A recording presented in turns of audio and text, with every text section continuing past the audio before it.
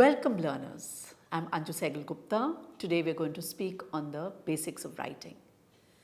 If we work in the library, we are surrounded by books, and this is just about the most important skill that you could ever have.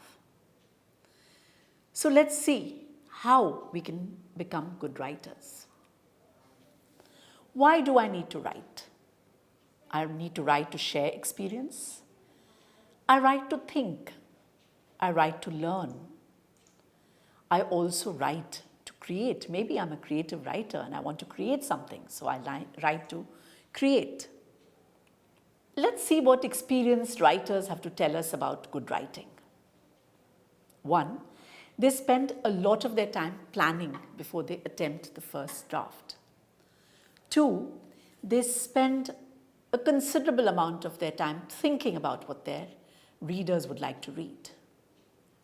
They explore their subject and topic as thoroughly as possible. They consider their first draft to be the rough draft. So it is not that the first draft is the final draft. And they thoroughly revise their draft, sometimes completely rethinking, restructuring their first draft, as if the first draft was never there.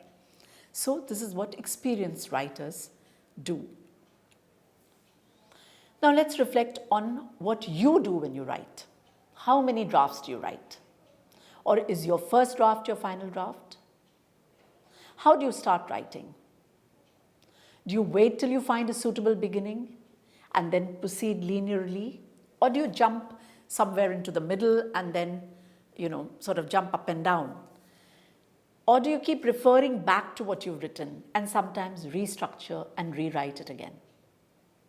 What do you do when you manage to complete the first draft? All these questions we need to reflect on. Then let's think of the methods of writing. So writing, as we know, is a three-way process: pre-writing, writing, rewriting. It appears linear, step by step, but it always progresses in a recursive manner. And there are three key elements to it: your purpose, your subject matter, and your reader. So you need to ask yourself, why am I writing this piece? Who am I writing this piece for? Where do I source the material for it? You must be very clear about your purpose, what your text is going to be used for. Are you expected to write a report, a memo, or a letter? The topic may be the same thing, but a report would be very different from a memo or a letter. Then you need to identify the steps that you must take to reach your goal. And then concentrate your search for information on what is related to your purpose. Then gathering information. How do you research? The internet. Of course, this is probably the first source that we go to. And we need to identify the credible sources on the internet. We will, of course, look at books and journals, and then we will think of organizing our research. You need to identify your subject. Knowing why you're writing will help you to formulate a goal. It will help you to do your research, to organize your material. You need to identify and state your purpose clearly at this point, because only then will your reader understand what you're writing about. You can also gather the information that is most relevant to your readers and your goal. Otherwise, you're likely to collect all the information that is available, and that is a fruitless task. Let's talk about gathering information. You must recollect what you already know about the subject. We just run to our sources. We forget that. Let us at least think about what we know about the subject. So at this point, write quickly without planning, organizing. Check your class notes first before looking at other sources. Then, of course, we talked about the internet, and this is very comprehensive source, but pick out the updated information of the topic. Bookmark useful websites and include the URL, the title of the site, the date when the information was posted, and the date when you accessed it. because if it is removed, you will not be able to give this kind of information and be accused of plagiarization. So you must make careful records of the author, the title, the publication information, page number. If you're looking at books, then page number of articles, journals, books that you refer to. Of course, when you're writing, you need to make notes from all these sources. You need to brainstorm and create mind maps, perhaps. So what is a mind map? That's a visualization of what you have captured in your mind, in a sense. And this will help you capture your ideas better. So these visual tools like mind maps can be used to capture your initial ideas. Then ask questions. So ask probing questions which will provide you with ideas. Now we've shown you a diagram of a Diwali festival, for instance, simple one. So what is the significance and purpose of celebrating this festival, the manner of celebration, new purchases that you make in the house, myths that are associated with Diwali, the bursting of crackers, special food items prepared, housing, and the surroundings cleaned. Then we talk about other ways. For example, there is a method of brain pattern, finding a subject and relating propositions. So this is unstructured, free form, quick, and groups and individuals work at it. Then of course listing, and this is finding and limiting a subject. And here the characteristics are semi-structured, group, and individual. Brainstorming we talked about, where you generate ideas from everybody. You have new perspectives because you've generated ideas, and it's an unstructured group. Then you do this process of loop writing. That is, you find focus for the subject. And it is semi-structured, it's individual, and it is quite time consuming. And then working outlines, where you find focus and relating, ordering of ideas, and this is also a structured activity. It can be a group activity, it can be also an individual activity. Then knowing your readers. One of the most important things that you need to do is to know your readers. Is your reader an expert or a general reader? What does the reader already know about the topic? What background information might they need to know to understand the current situation? What does he need to know? What action do you want the reader to take? What is their attitude?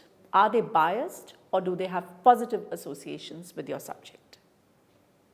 Then supposing you're writing about yourself, or writing a sort of profile about yourself, or a narrative about yourself, an event from your own life. So what are the questions that you would ask? Who are my readers? What are they likely to think of me as they read about this event? What do I want them to think of me? How much of the event is likely to be familiar to my readers? What is it that might surprise them? How can I help my readers understand the significance of this event in my life? Also, does it suggest to the readers the social and the cultural forces that shaped me through this event? Then when you're beginning to write, it's writing the thesis statement. A good thesis statement states the writer's opinion clearly on a particular topic. It generally asserts one main idea, and that's important, one main idea. And that is stated in specific terms.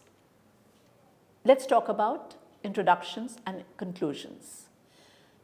An introduction could be statement of a problem, an arresting statistics or shocking statement, a question, a quotation, a relevant story, joke or anecdote, an analogy or comparison, contrast, a personal experience.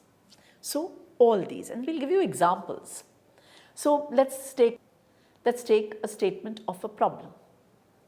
Ours is a society that tries to keep the world sharply divided into masculine and feminine, not because that is the way the world is, but because that is the way we believe it should be. So we've stated the problem. This is a problem, the division of the world sharply into male and female. Then statistics.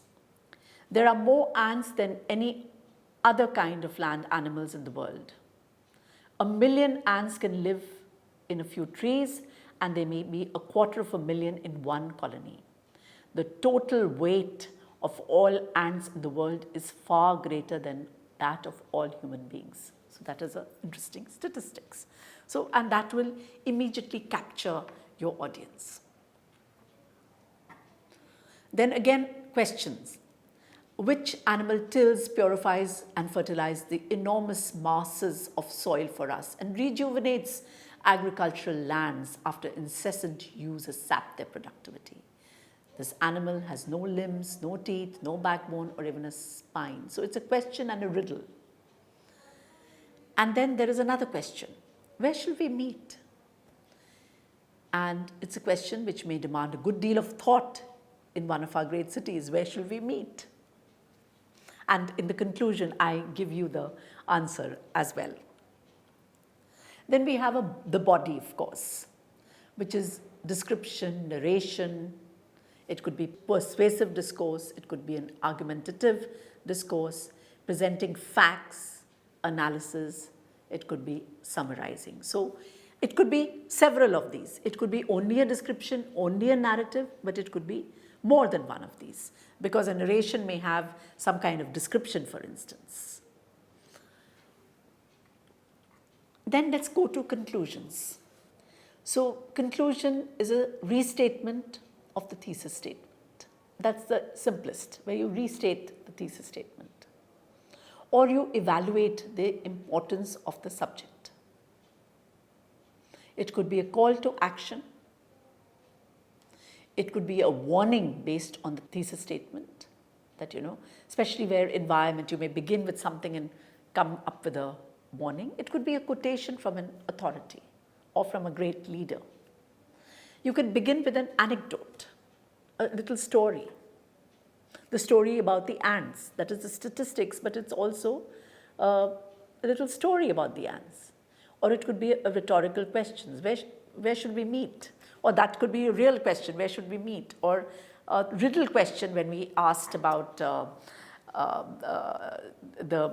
actually it was the earthworm. When we are talking about the earthworm and we are saying that which is the little insect or which is the worm that has all these qualities. So a rhetorical question that makes the readers think about the writer's main points and so on. And of course, we can have a summing up overall impression. So let me conclude with giving you maybe 2 or 3 conclusions. So this is regarding that where should we meet, which was part of the introduction. Today, the fine statue of Hachiko stands in the middle of the busy and friendly square in front of Shibuya station. And as you look at the statue and read the words below it, you feel that you know a little more about the Akita dogs, their loyalty, and the people of Japan. So it is where shall we meet by the statue of Hachiko. And here it is about a clear lesson that we have to learn about the environment. We seem to have learned one clear lesson. If we had cleaner air, the healing light of the sun would do us all good. Fewer people would need to go to the special schools in the sun. So it's saying that we go for holidays and we sunbathe, but if we had clean air, then the sunlight would protect us and would heal us. Now let's talk about the process approach to writing. Let's begin with the plan. We talked about the importance of writing an outline. And we talked about it could be in points which can be changed. So our plan must be dynamic, it must be flexible. And writing a draft. And as we write along, it's important to pause, to reread, go back. Then we need to ask ourselves these questions. Do we need to add an example? Do we need to choose synonyms? Are we saying it's a nice day, nice weather, nice something? Or do we need to say it's a beautiful day and there is excellent sun outside, or it's a clear blue sky outside. Do we need to choose synonyms? Do we need to improve our arguments? Are we logical enough? Then the process of conferencing. Sometimes it's impossible to discover problems in your own writing. So what do? You show your draft to others. You show it to your seniors, your classmates, your teachers. So that's called conferencing. Then you revise.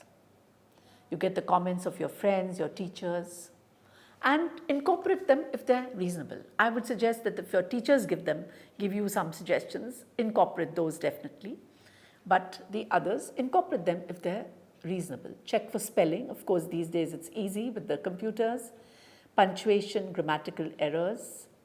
Improve your vocabulary. That is important. Improve your vocabulary and add clarity to your ideas. And then make another draft. So don't just feel that this is enough. Make another draft. Because when you make another draft, that's when you really fine-tune your writing. Then what are the ways to troubleshoot your draft? What are the questions that you would ask? Well, one is all about focus. Is the focus too broad? Have I written too much? Have I covered too much? And a lot of it is not directly related to my topic. And we know that, especially in examinations, that people pad and it's just not related to their topic. So we have to be very focused. But there's also a danger that our focus is too narrow. I just don't have enough to write about. Then I need to research more. Then readability. Is the organization logical? Is there a topic sentence in each paragraph? Is there a fluent flow of ideas? We talked of the beginnings. We talked of the introductions. So is your beginning interesting for your readers? You have to ask yourself this question.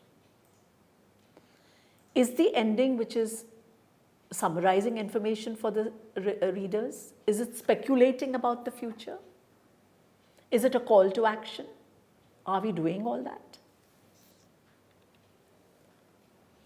Then editing and proofreading.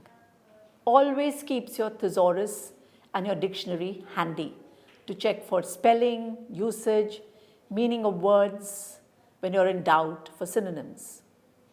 If you're working on the laptop, be sure to use this tool.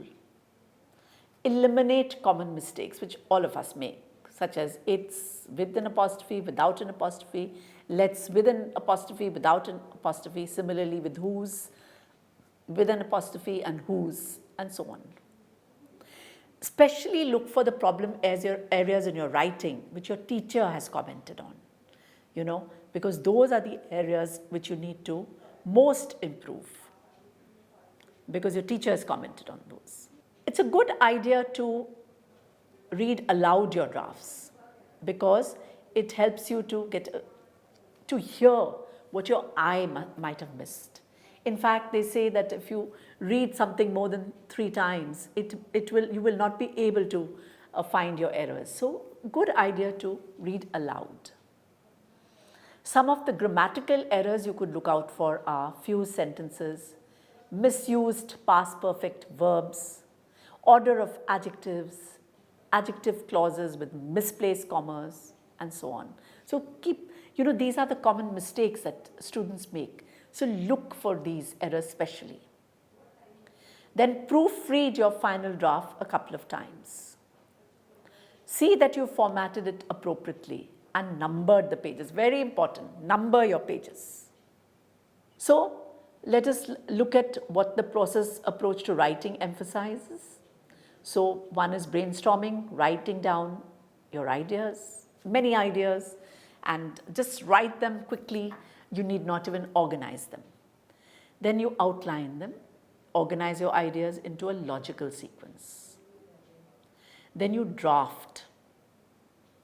Here, the writing concentrates on the content of the message, the discourse strategies. Then revisions. And I've written deliberately revisions because you have to revise several times and you rewrite it. Then after you've made these revisions, you proofread, you correct the language, you see the appropriateness of the use of your vocabulary especially, and then you have the final draft. And all this, as you go through this process, this will become more and more automatic, and on the computer it is fairly easy to do this. But important to remember this. So in brief, there's a selection of the topic by the teacher or the students. There's a pre-writing, which is brainstorming, collecting data, note-taking, outlining, composing, where you get your ideas down on paper or on the computer. Then there's response to the draft, where we talked of conferencing, which is teachers or the peers respond to the ideas. There's a question of your organization. So are you writing a narrative? Are you writing a persuasive piece? Are you writing an argumentative piece? Because all this would be important. And of course, the style.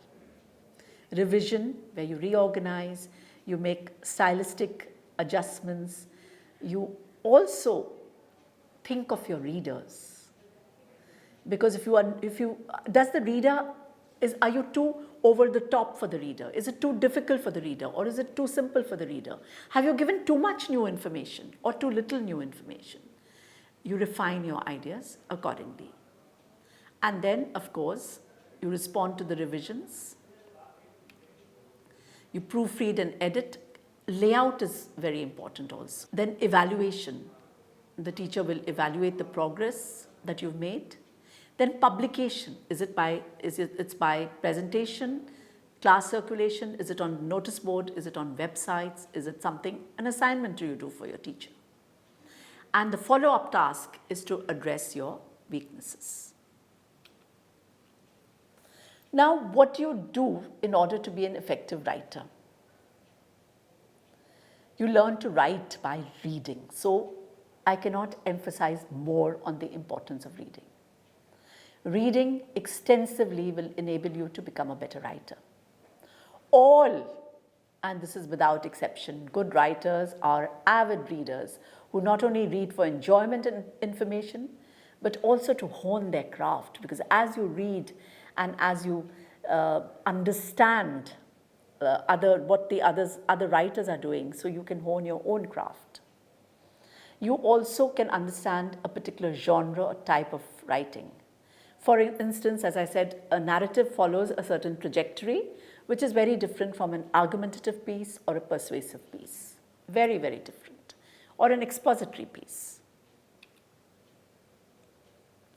So individual texts of a particular genre are very different from each other, and you should know the pattern. So you need to know what a memo does, what a report does, and these are predictable. These are known as conventions. But even these conventions are broad frameworks, remember. They are not rigid formulas. And to understand the conventions of a certain genre, you need to reread examples of that genre, so you can recognize the pattern as well as find room for information. So that becomes very important. And one of the best ways to become a good writer is by constantly writing. So your practice will make you more thoughtful, ideational. Blog about your experiences. Keep a journal, keep a diary of your special moments. Write continuously. So ceaselessly enhance your vocabulary and convert your passive vocabulary into an active one. In other words, become word conscious, become a word seeker. When you listen to the news, look for new words. When you look at any piece of writing, make these words which are part of your passive vocabulary as part of your active one, so that you use them as well. So that is what I would request you to do. But let me just tell you the main points is that think of what the good writers do. They write and they rewrite. They have a very clear purpose, clear subject. They look for information in the right places, and they're very, very concerned about their readers. They write several drafts, several drafts. Let me tell you, good writers write several drafts. I know D.H. Lawrence wrote 11 times. He wrote his novels 11 times. In those days, there was no computer. And then it is very important to take feedback and improve on your writing based on the feedback. Write continuously, be a word seeker. Thank you very much.